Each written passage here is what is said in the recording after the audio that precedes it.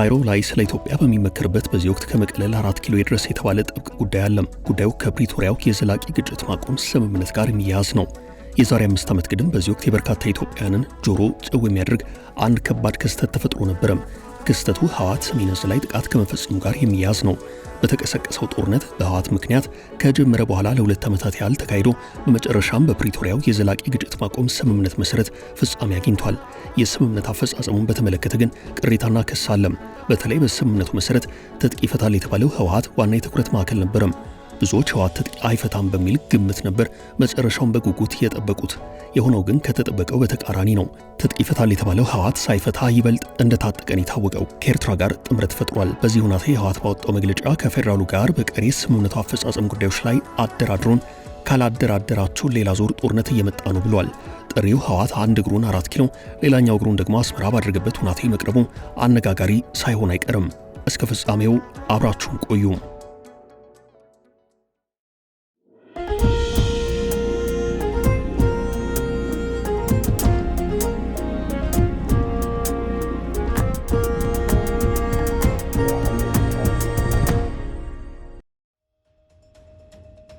ጥቅምት 24 ሲታወስ ብዙዎች ዛሬ ለተፈጠረውና ነገም ለሚፈጠረው ቀውስ መሰረቱ የትናንቱ ጥቅምት 24 ነው ይላሉ። በከፊል እውነት አላቸው።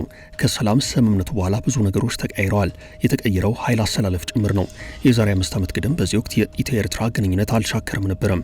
የኢትዮጵያና ኤርትራ መንግስታት የጋራ ጠላት ባሉት ህወሓት ላይ የጋራ ዘመቻ ከፍተው በአንድ ጦር ሜዳ አብረው እስከ መሰለፍ ደርሰዋል።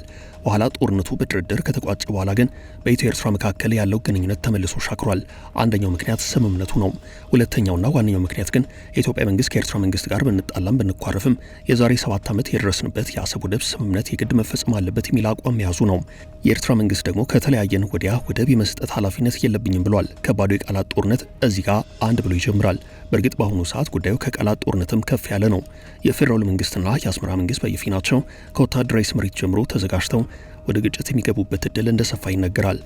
በዚህ ጊዜ ህወሓት ጥቅምት 24ን አስታውሶ ያወጣው መግለጫ ወደ 4 ኪሎ ይዞረ ቢመስልም መሬት ላይ የሚታየው የኃይል አሰላለፍ ግን በ4 ኪሎ ይልቅ ወደ አስመራ ማመዘኑን ጠቋሚ ነው። ህወሓት የአደራድሩን ጥሪ ከማቅረቡ ጥቂት ቀናት ቀደም ብሎ ለአስመራ ጥሪ አድርጓል። ጥሪው የቀረበው በጀነራል ምግባይ ኃይለ ነው። በጀነራሉ ይፋ የሆነው የህወሓት ጥሪ የፌዴራሉ መንግስትን የሚያሰጋ ብቻ ሳይሆን በምላሹ ልዩነትን ይበልጥ የሚያሰፋና የፕሪቶሪያው ስምምነትን አደጋ ላይ የሚጥል ነው የሚሉ በርካታ አስተያየቶች ይሰጣሉ። ጠቅላይ ሚኒስትር አብይ ከሰሞኑ በህዝብ ተወካዮች ምክር ቤት የጠቆሙት አንድ ጉዳይ አላቸው። እርሱም የፕሪቶሪያው የግጭት ማቆም ስምምነት ህወሓት መሳሪያ እንዲደብቅና ተዋጊ እንዲያሰለጥን አይፈቅድም የሚል ነው። የሚያሳየው ህወሓት ከስምምነቱ በተቃራኒው መጓዙን ነው። የሰፋው ልዩነትና የአደራድሩን ጥሪው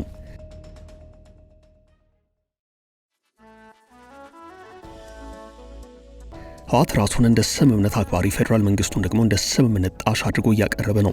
የፌዴራሉ መንግስት ህወሓት ያድርገውን በማድረግ ላይ ነው። ይህ ማለት ህወሓት በስምምነቱ መሰረት ትጥቅ አልፈታም፣ የፌዴራሉ መንግስት ግን ስምምነቱን አክብሯል የሚል ነው። ይህ የሚጠበቅ ነው። የትኛውም አካል ራሱን ጥፋተኛ አያደርግም። የሚያዋጣው ሶስተኛው ግን ወይንም ያደራደራቸው አካላት ዳግም ልዩነታቸውን በጠረጴዛ ዙሪያ እንዲፈቱ ማቀራረብ ነው። በዚህ ዙሪያ ህወሓት መግለጫ አውጥቷል። መግለጫው ፌዴራሉ መንግስትና ህወሓት ወደ ድርድር እንዲመጡ ይጠይቃል።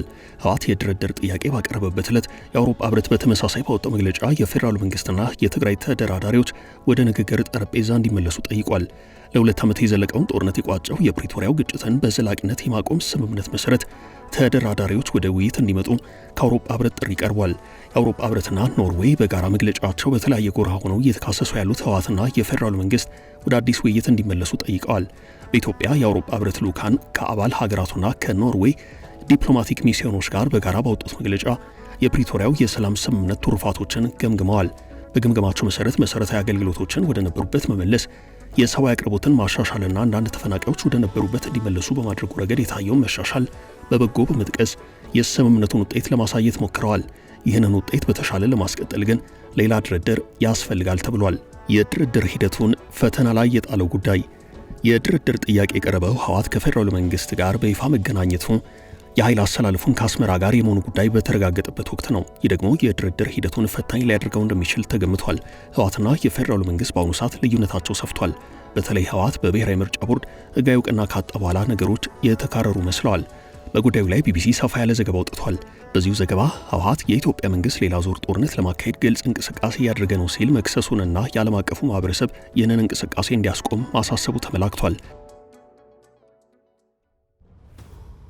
ህወሓትና የምዕራብ ዓለም ሀገራት ኤምባሲዎች ይህንን ያሉት የትግራይ ጦርነትን ያስቆመው የፕሪቶሪያው ስምምነት 3ኛ ዓመትን በማስመልከት በጥቅምት 24 ዋዜማ ጥቅምት 23 ቀን 2018 ዓ.ም ባወጧቸው የተለያዩ መግለጫዎች ነው።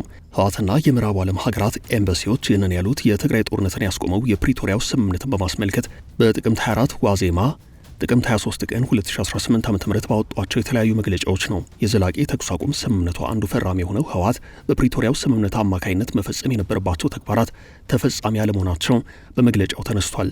የፍትህና የተጠያቂነት ሂደት እንዲሁም የጦርነቱ መነሻና አፈታቱን በተመለከተ ፖለቲካዊ ንግግር አልተጀመረም ሲል በስምምነቱ መሰረት መፈጸም የነበረበት አንዱ ተግባር አለመከናወኑን መግለጫው ጠቁሟል። በአጠቃላይ የፕሪቶሪያው ስምምነት እንደተጠበቀው ውጤት ሳያመጣ 3 ዓመታትን ደፍኗል ያለው ህወሓት ለዚህም የኢትዮጵያ መንግስትን በስምምነቱ ሂደት የተሳተፉ አካላትን ወቅሷል። መግለጫው የፌዴራሉ መንግስት ፕሪቶሪያ ላይ የተስማማበትን ስምምነት መፈጸም አለመቻሉን እንደ አንድ ምክንያት የጠቀሰ ሲሆን አደራዳሪ ሀገራት፣ አህጉራዊ ተቋማትና ግለሰቦች ስምምነቱ በተፈረመበት መንፈስና ተግባራዊ መሆን በጀመረበት ፍጥነት እንዲሄድ መከታተል ላይ ያሳዩት መዘናጋት ለስምምነቱ በተሟላ ሁናቴ አለመፈጸም አስተዋጽኦ አድርጓል ይላል። ህወሓት የፌዴራሉ መንግስት የተጣለበትን ግዴታዎች ካለመፈጸም ባሻገር ስምምነቱን የሚጥሱ ተግባራት ላይ ተጠምዶ ይገኛል ሲል ወቅሷል። በትግራይ ህዝብና ብሔራዊ ተቋማቱ ላይ ተከታታይ የፕሮፓጋንዳ ዘመቻ፣ የስም ማጥፋት እንቅስቃሴም በፌዴራሉ መንግስት ተፈጽሟል ብሏል። የፌዴራሉ መንግስት ታጣቂዎች በመመልመል በማሰልጠንና በማደራጀት የትግራይ ህዝብ እርስ በርስ እንዲዋጋ እየሰራ ነው ሲል ከሷል። ከዚህ አልፎም የፕሪቶሪያው ስምምነትን የሚያፈርስና ሌላ ዙር ጦርነት ለማካሄድ ግልጽ እንቅስቃሴ በማድረግ ላይ ይገኛል በማለት በፌዴራሉ መንግስት ላይ ወንጀል አቅርቧል። ህወሓት የፌዴራሉ መንግስት ሌላ ዙር ጦርነት ለመክፈት የሚያደርገው እንቅስቃሴ በሁሉም መልኩ በጣም የከፋ ጉዳት እንደሚያስከትል በመጥቀስ ማሳሰቢያ አውጥቷል። መንግስት በጦርነት የሚሟላ ፍላጎትም ሆነ የሚፈታ ልዩነት እንደሌለ አውቆ የፕሪቶሪያው ስምምነት እንዲፈጸም ኃላፊነቱን እንዲወጣና ፖለቲካዊ ንግግር እንደ መፍትሄ እንዲወስድ አሳስቧል። የዓለም አቀፉ ማህበረሰብ በበኩሉ በኢትዮጵያ መንግስት እየተቀጣጠለ ያለው ሌላ ዙር ጦርነት ለማስቆም የሚጠበቅበትን ሁሉ መፈጸም ይገባዋል ሲል ጥሪ አቅርቧል። አደራዳሪ ሀገራትና አህጉራዊ ተቋማት ለሁናቴው ትኩረት እንዲሰጡ ያሳሰበው ህወሓት የአፍሪካ ህብረትም የስምምነቱ ነባራዊ ሁናቴ ገምግሞ የተኩስ አቁም ስምምነቱ ወደ ዘላቂ ሰላም ስምምነት እንዲያድግ ጫና እንዲያሳድር እንጠይቃለን ብሏል። የፕሪቶሪያው ስምምነት የተፈረመበትን 3ኛ ዓመት በማሰብ መግለጫ ያወጡት በኢትዮጵያ የሚገኙ የአውሮፓ ህብረት አባል ሀገራትና የኖርዌይ ኤምባሲዎች በተመሳሳይ በፌዴራል መንግስትና በህወሓት መካከል ፖለቲካዊ ንግግር እንዲካሄድ ጠይቀዋል። በኢትዮጵያ የሚገኘው የአውሮፓ ህብረት ልዑክ ይህንን መግለጫ ካወጡት 22 ሀገራት መካከል ፈረንሳይ፣ ጣሊያን፣ ጀርመን፣ ቤልጂየም፣ ዴንማርክ፣ አየርላንድና ስፔን ይገኙበታል። ሀገራቱ ስምምነቱ ከተፈረመ በኋላ ለተከናወኑት መሰረታዊ አገልግሎቶችን መመለስ፣ ሰብአዊ አቅርቦት መሻሻል፣ የትጥቅ ማስፈታት ሂደት እንዲሁም መልሶ ማዋሃድና መበተን እውቅና እንደሚሰጡ ተናግረዋል። መግለጫው የተወሰኑ የሀገር ውስጥ ተፈናቃዮች እንዲመለሱ የማስቻል ተግባር መከናወኑን በመጥቀስ የኢትዮጵያ መንግስትና ህወሓትን ሲያመሰግኑም ታይተዋል። የዲፕሎማቲክ ልዑኮቹ በሰሜን ኢትዮጵያ በሰፊው ቀጠና ላይ ሰላምን ዘላቂ ማደግና የማጠናከር አስፈላጊነትን አጽንኦት ሰጥተዋል። በቀሬ ስምምነቱ ሂደቶች ላይ ገዛ ለማድረግ ዝግጁ መሆናቸውን የገለጹት ሀገራቱ ሙሉ ለሙሉ ካልተፈጸሙ ተግባራት መካከል የተፈናቃዮች መመለስን ጠቅሰዋል። ተፈናቃዮች ወደ ቀያቸው መመለስ ያለባቸው ዓለም አቀፍ ሰብአዊ ህግንና ምርጥ ተሞክሮዎችን በአሟላ አካሄድ መሆን እንዳለበት ጠቁመዋል።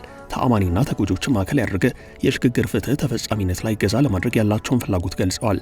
በኢትዮጵያ የሚገኙ የአውሮፓ ህብረትና የሀገራቱ ዲፕሎማቲክ ልዑካን አክለውም ከመጪው አጠቃላይ ምርጫ አስቀድሞ በስምምነቱ ፈራሚዎች መካከል ፖለቲካዊ ንግግር እንዲቀጥል ጥሪ አቅርበዋል። በግጭት የተጠቁ የሀገሪቱ ክፍሎች ከቁስላቸው እንዲሽሩ፣ ፍትህ እንዲሰፍን ለማድረግ ተጠያቂነት መኖር፣ የሰብአዊ መብት መከበር በተለይም የሴቶችና የሴት ልጆች መብት መከበር፣ እርቅም አስፈላጊ መሆናቸውን አስገንዝበዋል።